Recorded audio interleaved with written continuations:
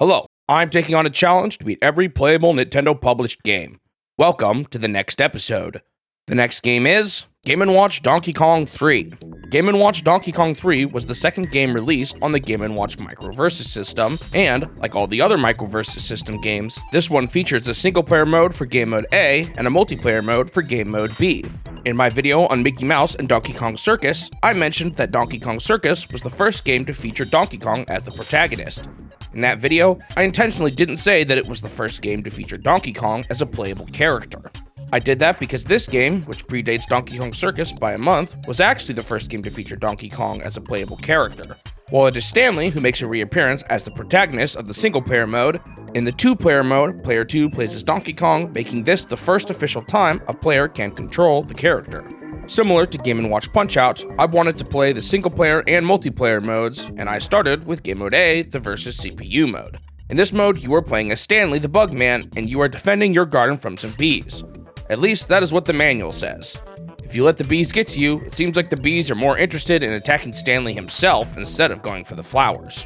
To defend against the bees, you must spray them with bug spray. Doing so will push the bees closer to the other side, which is where Donkey Kong's garden is located. You know, his previous appearances didn't really strike me as someone who would care about a garden like this. Maybe there is more to this Kong than beating his chest and chasing girls. Of course, he doesn't want to get attacked by the bees either, so he's frantically spraying bug spray at the bees too. I feel like this whole situation could be avoided if Donkey Kong and Stanley just agreed to leave the bees in the middle, away from both gardens. However, considering the previous beef these two have with each other, maybe their motivations here are a bit more personal.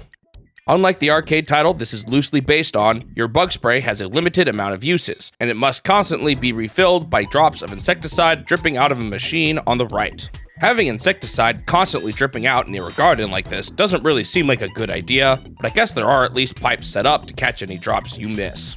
If you're playing well enough though, that shouldn't really ever happen. To play optimally in this one, you'll want to make sure you take full advantage of every drop you can get. My eventual strat in this one was to get every insecticide drop and spray it as soon as possible.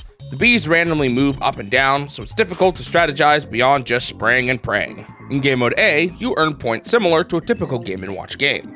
You gain a single point every time you knock back a bee, and you'll gain 10 points if you manage to bring a bee to Donkey Kong's garden. While I was able to get bees to Donkey Kong's garden a few times, it ended up being fairly difficult to do as time went on. Since this is designed with the multiplayer in mind, they must give you and your opponent an equal amount of insecticide, which results in a stalemate under perfect play. Thankfully, this doesn't matter too much for Game Mode A, because at least you are always gaining points just for moving the bees back. Apparently, there's no way to clear your misses out in this one, so there's not really a good goal to aim for. However, I decided to still go for 300 points, which is when the lives would typically refresh in the other Game & Watch games. Honestly, this one ends up being pretty slow and boring. You mostly just focus on getting every drop of insecticide and spraying it as soon as you get it. I even realized that the randomness and position of the bees made it better to just spray down the middle, since that was where they were most likely to be. It's not quite as monotonous as Game & Watch Punch-Out, but honestly, it's not much better either. Eventually, I made it to 300 points and intentionally ended my run here. Next up was Game Mode B, the player versus player mode. Once again, I brought in Dr. Bop to play this one with me. This time, I wanted to play as Donkey Kong, so I'm on the left now and Dr. Bop is on the right.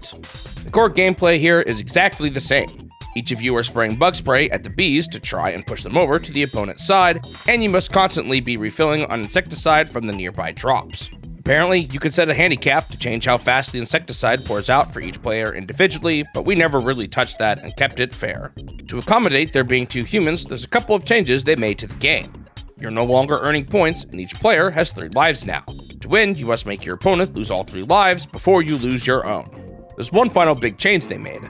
I guess they knew it was actually really tough to get a bee to your opponent's side when both players have equal resources, because in this mode they added another way to make your opponents lose a life. At the start of a match, both players have 50 points, and if there's a bee on your side of the box in the middle, you will gradually lose points.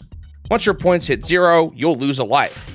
Honestly, I think it's a good thing they added this, because it's much easier to hit a bee directly in front of your base, making it generally pretty easy to defend against a direct attack, making it really hard to ever see the bee attack the opponent's garden. This change made the game still eventually finish, even if both players were good enough to prevent their gardens from being attacked by the bees. Of course, Dr. Bop wasn't that good at first, and I was able to get a bee to his side before he got the hang of things. In the next round, Dr. Bop tried a new strat of filling up 3 times in a row and spraying them all at once, but this didn't really work out for him either. By the third round though, we were both just spraying as soon as we could down the middle, which ultimately made the game just feel like RNG. Whoever got the most lucky with the position of the bees would win. He won round 3, and I lost my first life. Man, Donkey Kong does not look like he is having a good time on his miss counter. For the third round, we didn't really change anything, but I got lucky and won, making Dr. Bob lose his last life. With that, Game & Watch Donkey Kong 3 was complete. On to the review. While this one is a bit of an improvement over Game & Watch Punch-Out, the end result still isn't a very good game. The controls are a bit more responsive now, but since it is so even, the game either results in a stalemate or a game of chance. At least the single-player mode was a bit better this time, although even that got pretty boring after a while.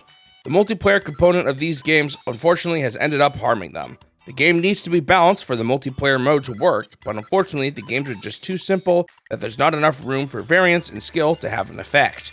I gave this one a 4 out of 10. Thanks for watching the video. If you want to see more of these in the future, make sure you subscribe to the channel so that you won't miss out on the next one. Also leave a like if you enjoyed it, since it will help the channel grow and motivate me to continue this series. I hope I will see you in the next step of my quest to beat every Nintendo game.